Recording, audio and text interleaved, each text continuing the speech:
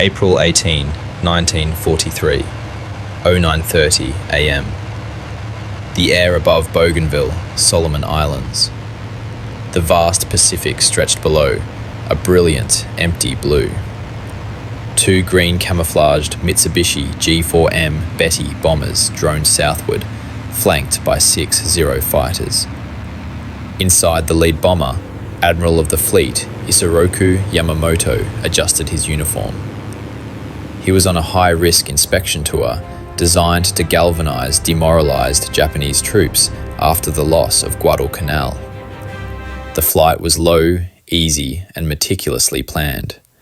The Zero pilots, focused on the empty horizon, considered the mission routine. They dismissed the idea of an American threat. No enemy fighter possessed the range to reach this desolate corner of the South Pacific, 400 miles from the nearest American airstrip. Their confidence was absolute, rooted in the known limits of Allied technology. They did not look down. They did not see the impossible formation of twin-boomed aircraft cutting silently across the wavetops, banking hard toward the interception point. They did not know the Americans had read their itinerary weeks ago. They saw only the safety of the void, unaware that they were flying directly into an ambush, orchestrated by an aircraft they had fundamentally underestimated. The strategic consequences of that single unseen intercept would reshape the entire Pacific War. The year 1943 began under a darkening sky for the Imperial Japanese Navy. The 6-month bloodbath around Guadalcanal had finally concluded. Japan suffered a bitter, humiliating defeat. The Japanese military machine had relied on swift, overwhelming victory, but the relentless American resistance on that fever-ridden island had ground their finest units into dust. For the first time, the momentum of the war had visibly shifted. The architect of Japan's stunning early success, Admiral Isoroku Yamamoto, bore the weight of this reversal. Yamamoto was no blind militarist. He had studied America, understood its industrial might, and famously warned Tokyo that he could promise victory for only 6 months, after which he feared the relentless counterstroke. By early 1943, that 6 months was long over. He was trapped in the consequences of a war he had known was unwinnable in the long run. The defeat on Guadalcanal was a psychological disaster for the Emperor's forces. The frontline troops, starved and isolated on remote islands, were losing faith. Yamamoto knew that a victory could only be achieved through attrition, slowing the American advance until a negotiated peace was possible. But to slow them down, he first needed to reignite the fighting spirit of his men. His solution was a morale tour. He decided to personally visit the remote bases and airfields of the northern Solomon Islands. This was a direct echo of ancient samurai tradition, the supreme commander appearing before his soldiers, showing courage, giving praise, and demanding renewed loyalty. It was a calculated risk born of strategic desperation. The itinerary was detailed and complex. It began in Rabaul, the colossal Japanese fortress base in New Britain. From there, he would hop to Buin and then to Shortland Island. Every stop was designed to boost the air units preparing for the inevitable next clash in the Solomons. Yamamoto's reputation was immense. He was a national hero, the man who had ordered the bold, devastating surprise attack on Pearl Harbor. His face was recognized by every sailor and soldier. His death, therefore, would be more than a strategic loss. It would be a spiritual decapitation of the war effort. The Japanese believed his travel plans were secure, protected by layers of distance and naval secrecy. They operated under the dangerous assumption that American intelligence remained blind to their highest level communications. That assumption was tragically wrong. Across the vastness of the Pacific, in the relative quiet of Pearl Harbor, a small, isolated intelligence unit was performing miracles. The Allied code-breaking operation, known as Magic, had long been intercepting Japanese naval signals, specifically the high-grade JN-25B cipher used by the Imperial fleet. For months they had struggled with its complexities, yet piece by piece the cipher was yielding its secrets. Suddenly, on April 14, 1943, a message of monumental significance flashed across the decrypted sheets. It was an extremely high-priority dispatch concerning the Admiral's travel plans. The information was precise: the dates, the destinations, the names of the planes, the escort units, and crucially, the exact arrival time over the target area. It was an unprecedented, almost unbelievable gift. The Japanese, in their complacency, had handed the Americans the ultimate intelligence opportunity. This message immediately forced an extraordinary decision onto the highest levels of the American military command. They now held the location and time of the single most important military figure in the Pacific War. The moral and strategic dilemma was immediate and profound.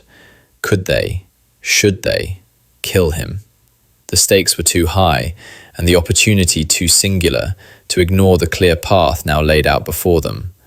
The decrypted message, designated as ultra-intelligence, was instantly routed from Pearl Harbor to Admiral Chester W. Nimitz, the Commander-in-Chief, Pacific Fleet. Nimitz understood the gravity. Removing Yamamoto was the equivalent of sinking a battleship, but the means required were unique and ethically complex. He passed the request up the chain of command, from the Joint Chiefs of Staff all the way to President Franklin D. Roosevelt in Washington, D.C. The debate was swift and fierce, yet conducted in absolute secrecy. Target assassination of a senior military commander was unprecedented in modern American warfare. Arguments raged over international law, morality, and the fear of Japanese retaliation in kind. But the strategic calculus was overwhelming. Yamamoto was not just a leader, he was the primary creative and offensive mind of the Imperial Navy. He alone possessed the charisma and prestige to order high-risk operations like Pearl Harbor. To neutralize him would be to inject paralysis into the Japanese high command. President Roosevelt's decision came down with a clear, concise instruction: get Yamamoto. The order was issued orally, maintaining a layer of plausible deniability, but its intent was undeniable. The mission was green-lit. The strategic concerns now shifted from ethics to physics. The operation had to be executed on April 18th. The planned flight path would take Yamamoto's bombers from Rabaul to Buin, passing over the southern coast of Bougainville. The available American forces, primarily based on Guadalcanal, Henderson Field, were hundreds of miles away. The distance was the critical variable. Yamamoto was flying a minimum of 400 miles from the nearest American fighter strip. Standard American fighters, like the Grumman F-4F Wildcat or the Vought F-4U Corsair, had combat radii too short for the required 800-mile round trip. They would run out of fuel long before they reached the target or long before they could return.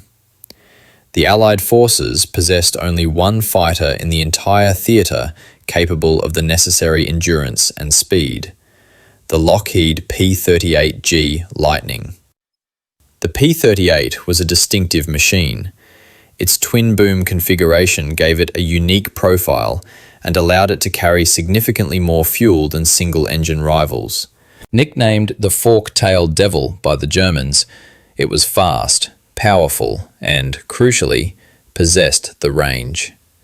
However, even the P-38 required modification. All non-essential equipment was stripped out, and the planes were fitted with oversized, expendable drop tanks beneath their wing stanks that would allow them to push their operational range beyond all known limits. Command of the mission, designated Operation Vengeance, was given to Major John Mitchell of the 339th Fighter Squadron, 347th Fighter Group. Mitchell selected 18 of the most experienced pilots for the highly classified assignment. He briefed them not on the target's identity, but on the need to intercept a highly important enemy transport. The secrecy was absolute.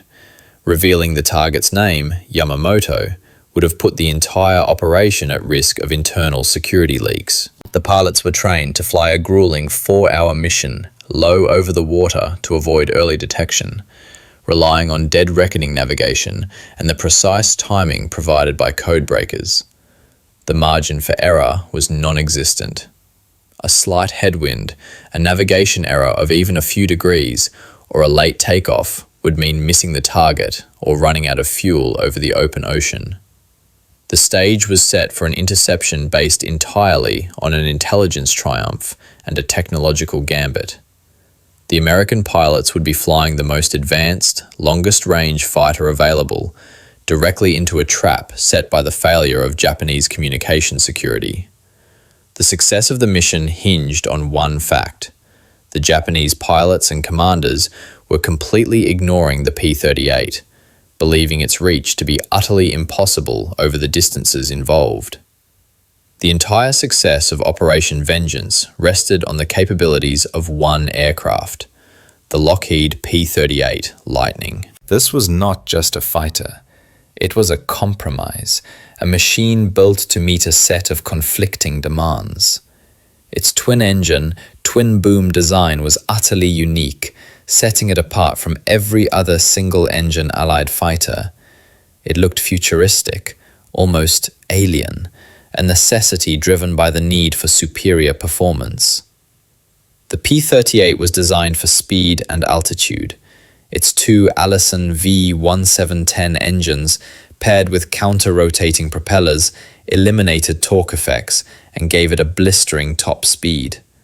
Crucially for this mission, the twin-engine design inherently provided better redundancy and, most importantly, space for significantly more internal fuel than a single-engine fighter like the Zero or the Wildcat. For Operation Vengeance, this natural range advantage was pushed to the absolute breaking point. The standard combat radius was extended by fitting two massive, disposable auxiliary fuel tanks beneath the wings. These tanks, holding hundreds of gallons of high-octane aviation gasoline, transformed the P-38 from a short-range interceptor into a true long-range escort fighter. The mission required an 800-mile round trip, much of it spent in low-altitude cruise, a distance previously considered fantasy for a fighter plane in the theater. The Japanese High Command, particularly the Zero pilots, had dismissed the P-38's strategic threat. They knew its existence, but they believed that the distances over the vast Pacific still protected them. Their strategic doctrine was rigid, based on the known, measurable combat radius of enemy aircraft. They failed to account for the American willingness to adapt and risk a technologically extreme solution. The P-38 was the perfect instrument for the ambush, a fast, heavily armed fighter that could arrive on target, fight, and return, all while remaining completely outside the expected threat envelope of the enemy. The mission commander, Major John Mitchell, bore the full, suffocating weight of the mission's secret. Mitchell was a skilled, experienced pilot, but this assignment transcended combat. He had been entrusted with a presidential-level operation that could dramatically alter the course of the war, yet he could not tell his men why they were risking their lives on a nearly suicidal, record-breaking flight. Mitchell had to operate under an almost unbearable paradox, demanding absolute precision and peak performance from his pilots, while concealing the actual, motivating significance of the target. He gathered his men and briefed them only that they were intercepting a VIP target of extremely high importance, a key Japanese general involved in the Solomons campaign. Any more detail, he knew, could lead to a breach in the ultra-secrecy, endangering the entire code-breaking enterprise. The training was intense. Mitchell practiced the grueling, long-range, low-level flight path repeatedly. The pilots had to maintain absolute radio silence for 4 hours, navigating by dead reckoning and stopwatch timing over a featureless ocean. They had to execute perfect fuel management, nursing the engines to maximize endurance. On the morning of the mission, Mitchell stood on the airstrip at Henderson Field, Guadalcanal, and watched his 18 aircraft take off. The burden of command was crushing. 18 men, flying further than any fighter had flown in the Pacific War, on a mission that history would judge as either a brilliant stroke of genius or a catastrophic failure that compromised America's greatest intelligence asset.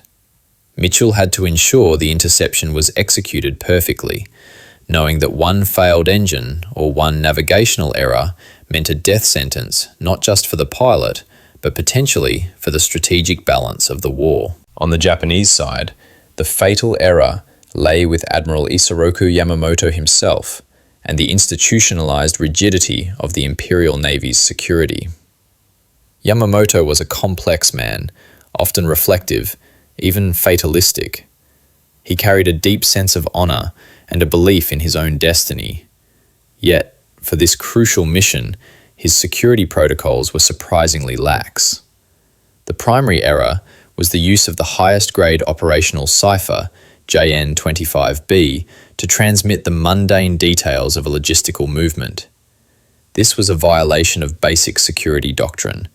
High-level communication systems should never be cluttered or risked for routine matters.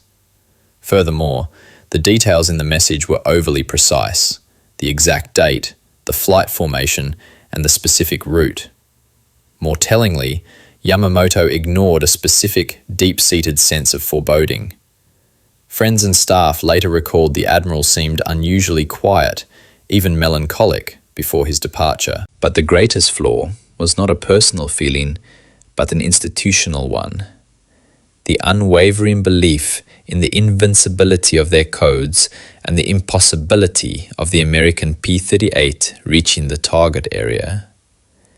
This overconfidence was the ultimate enabler of the ambush. The Japanese pilots surrounding the Admiral's Betty bomber were focused on the skies immediately ahead, looking for standard, short-range American interceptors near their base. They were blind to the threat lurking hundreds of miles out, an enemy that had already read their script, calculated their speed, and timed their death down to the precise minute.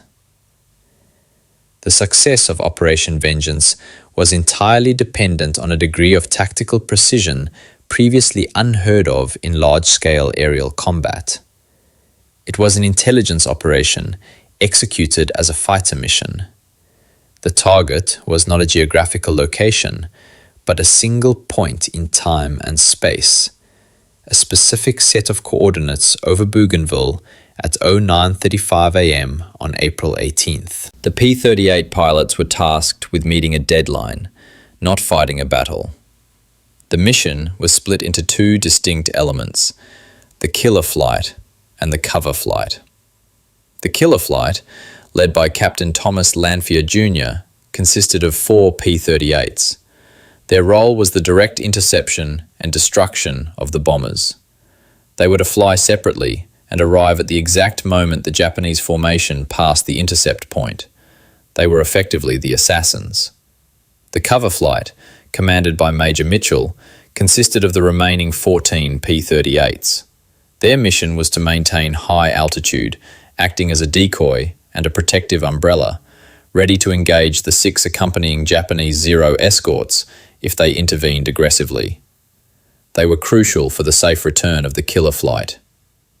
The flight itself was an exercise in pure navigation. The P-38s flew at wave-top height, less than 50 feet above the water. This kept them hidden from Japanese radar and visual observation until the last possible moment, utilizing the curvature of the Earth and the ground clutter provided by the ocean surface. The pilots could not use their radios. Navigation was accomplished using a compass, a stopwatch, and a predetermined schedule.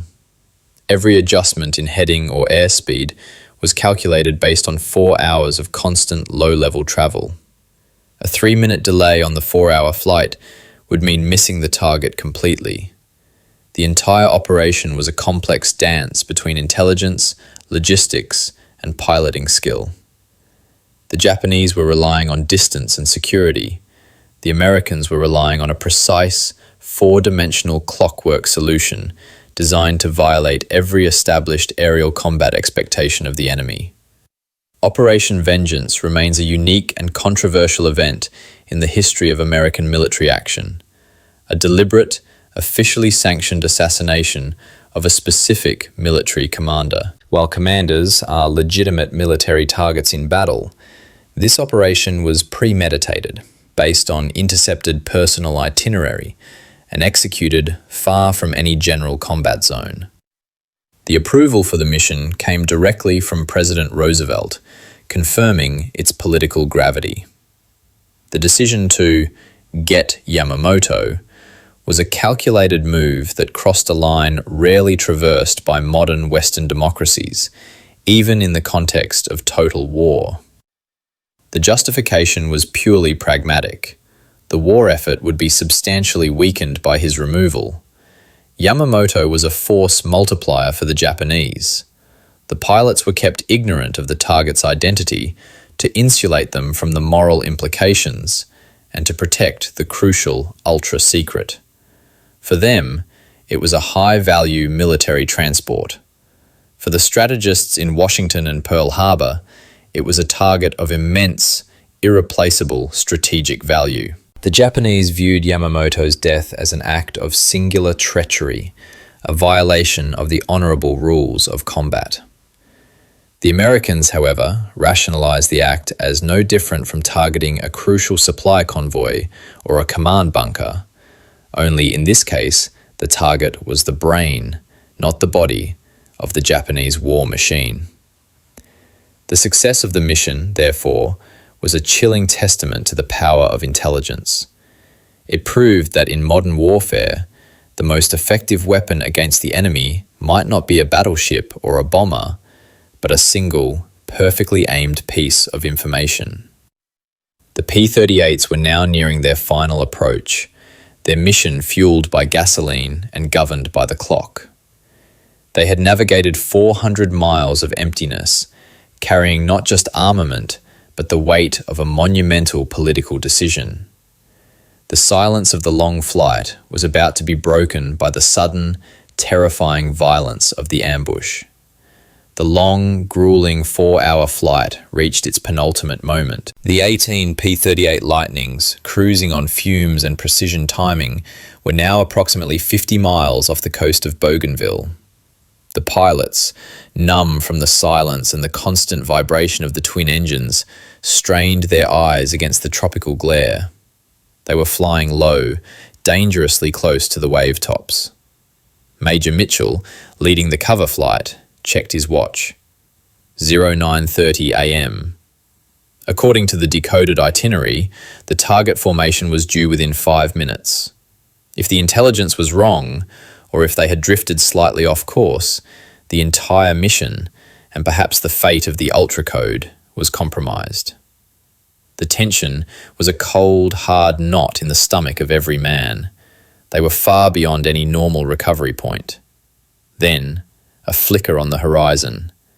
At 09:34 a.m., precisely on time and exactly where they were supposed to be, the Japanese formation appeared. It was a textbook execution of the intelligence reports. 2 medium bombers, the twin-engined G4M Bettys, flying in loose V formation, accompanied by 6 fast, formidable Zero fighters, providing a high-altitude escort. The lead Betty carried Admiral Yamamoto and his Chief of Staff, Vice Admiral Ugaki. The second carried support staff. Mitchell immediately executed the plan.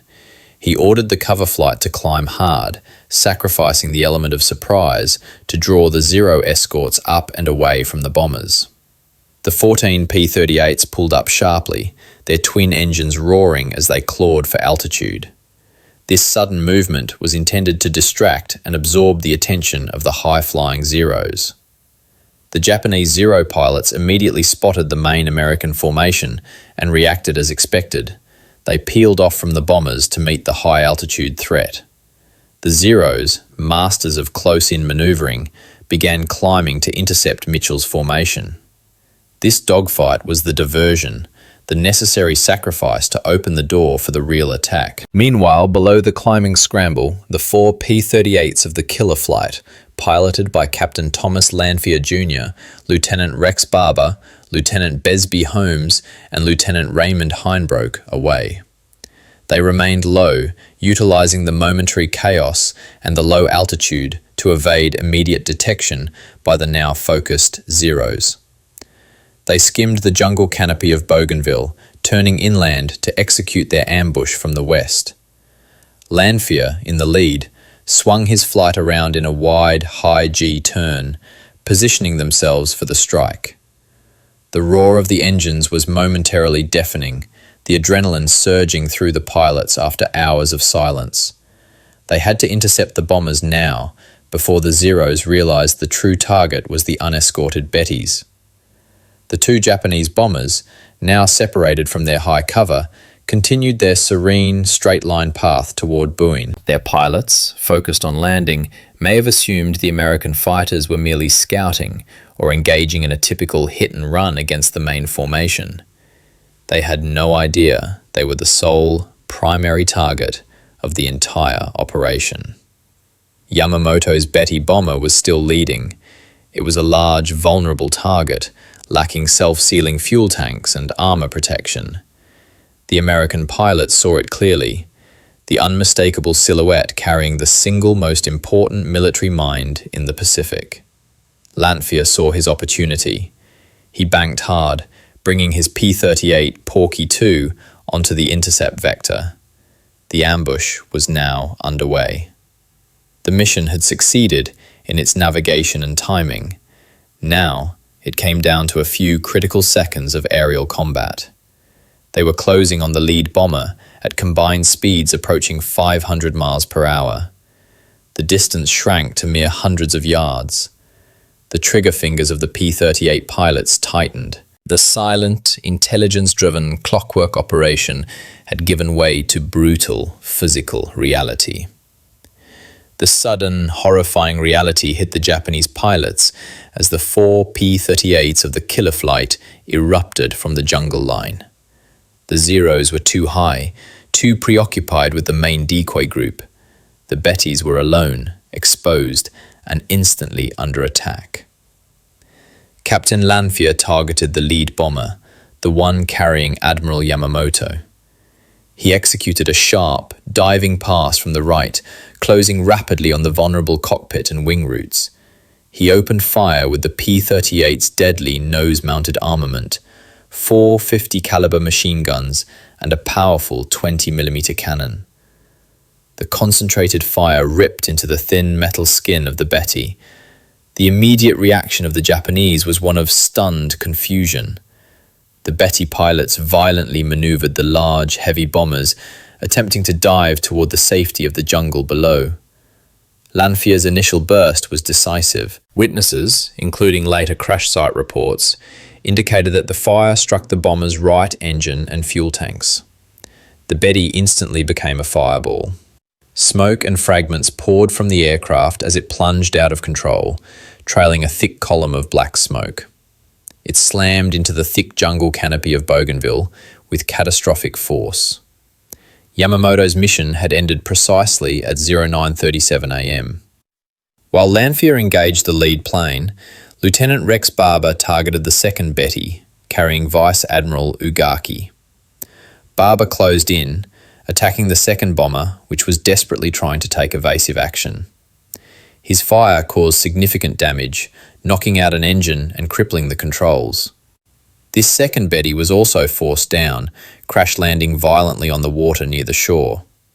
Ugaki, miraculously, survived the crash along with 2 others, but was severely wounded. At this point, the Japanese Zero escorts realized their fatal error. They disengaged from the high-altitude decoy fight and screamed down toward the low-level action, seeking to protect the remaining bomber and avenge the downed leader. The killer flight was now caught in a vicious, close-range fight. Lanphier claimed to have engaged a Zero that was diving in pursuit, shooting it down, though the ensuing chaos made accurate confirmation difficult. Barber, having crippled the second bomber, was forced into a desperate defensive maneuver as Zeros swarmed him. He managed to evade the attackers and, flying just feet above the ocean, began the long, harrowing retreat. The fight was brutal but swift, lasting less than 5 minutes. Major Mitchell, observing from above, ordered the killer flight to disengage immediately. The objective was achieved. The priority shifted to the survival of the planes and the secrecy of the mission. The remaining Zero escorts were determined to pursue, but the P-38s, using their superior speed and dive capabilities, managed to shake them off and melt back into the anonymity of the Pacific sky. The pilots returned to Henderson Field, exhausted, their aircraft scarred by the fight and stained with oil from the extreme flight. They had flown 4 hours out, fought a brief, terrifying engagement, and flown 4 hours back, covering the entire 1,000-mile round trip. The physical feat was matched only by the historical significance of the outcome. The lead P-38s landed, and the pilots reported their success, 2 bombers shot down. But the greatest secret remained locked in the minds of the senior commanders. Admiral Isoroku Yamamoto, Commander-in-Chief of the Imperial Combined Fleet, was dead.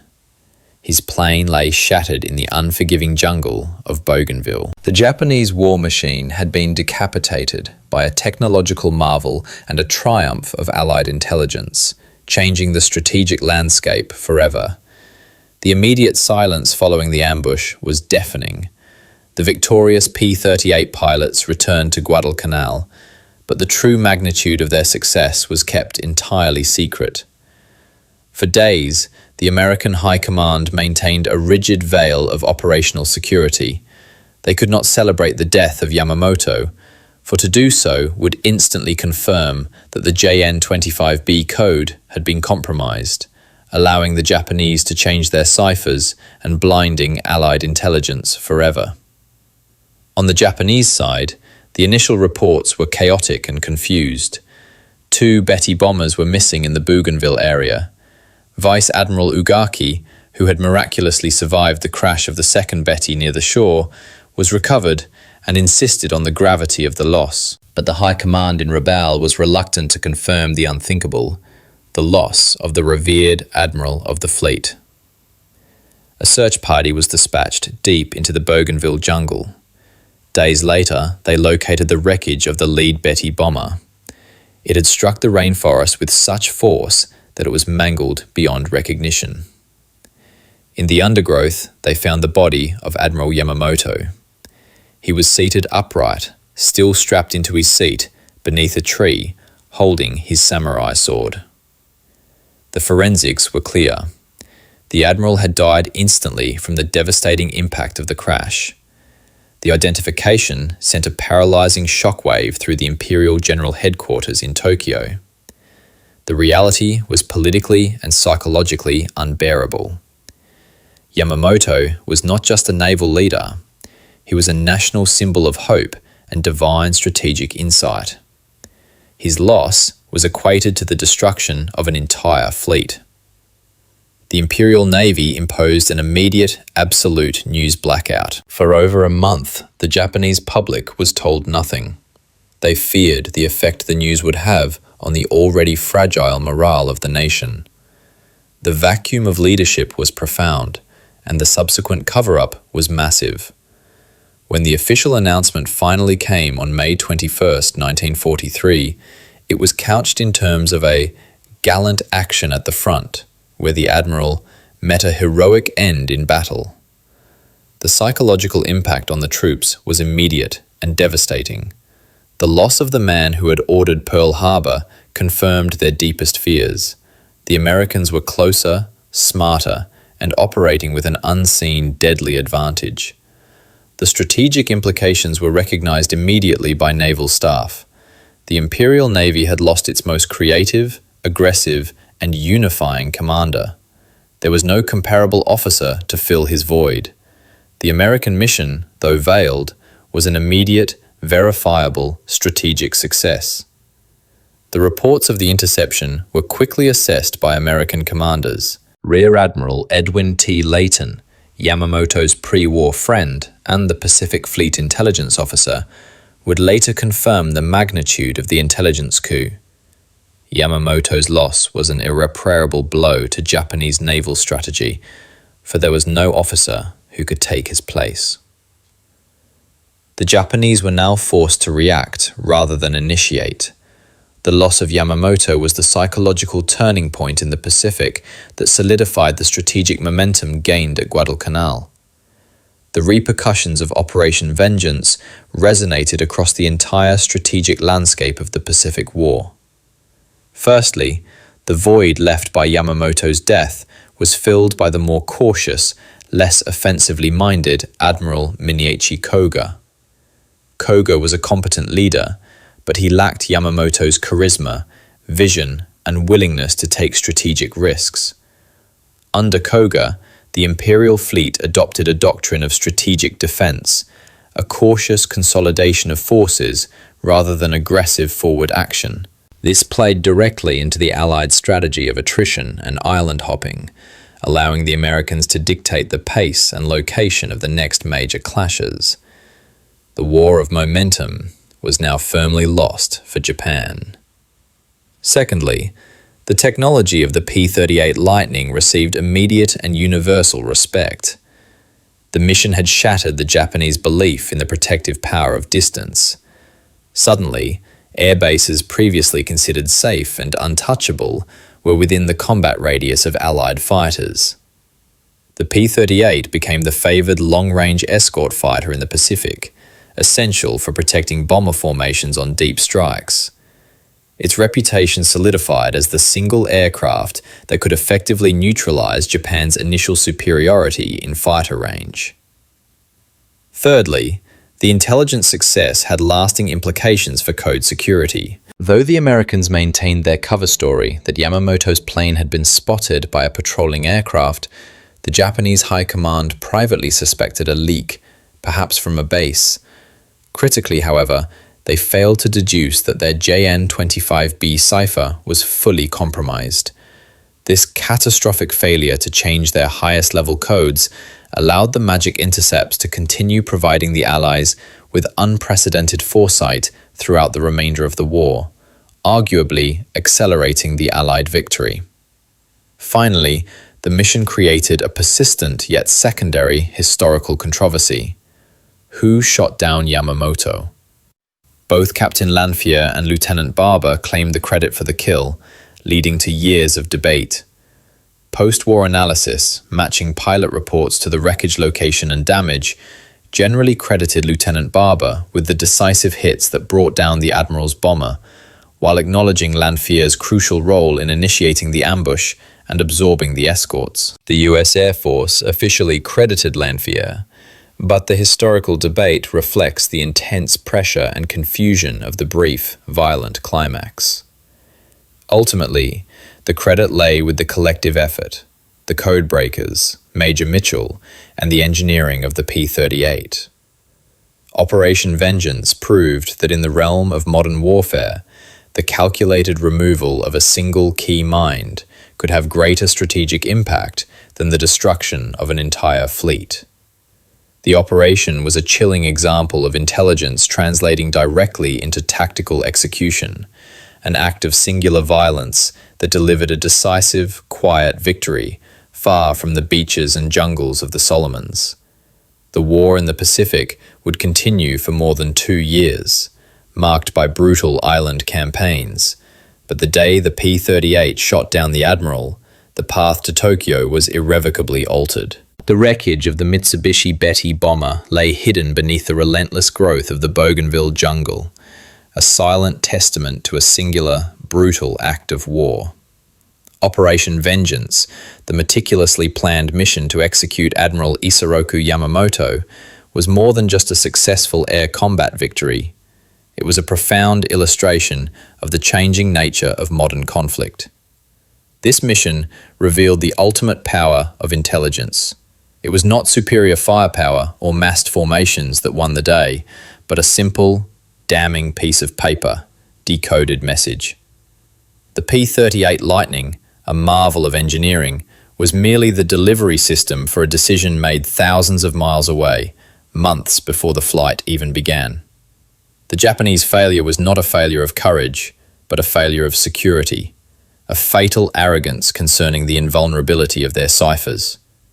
The mission also exposed the chilling vulnerability of leadership in total war. Yamamoto was a man of immense personal prestige, capable of commanding the loyalty of an entire naval force.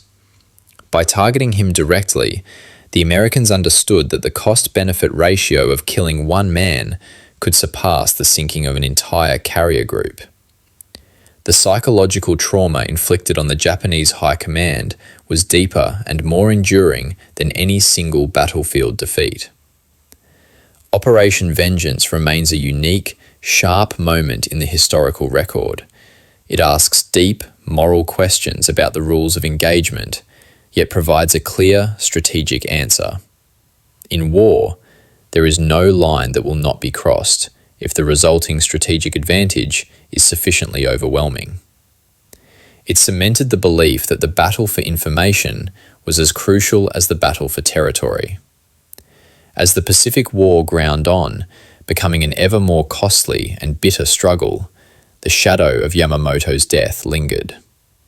The Japanese never fully recovered the aggressive dynamism he embodied. The technological reach of the P-38 had effectively decapitated the Imperial fleet, leaving the remaining commanders to fight a long, inevitable retreat.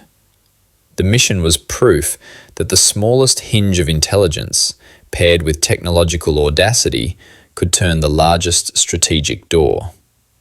The sound of those twin-boomed fighters screaming low over the waves that morning was the sound of the future of warfare, precise, lethal, and rooted in the unseen language of code.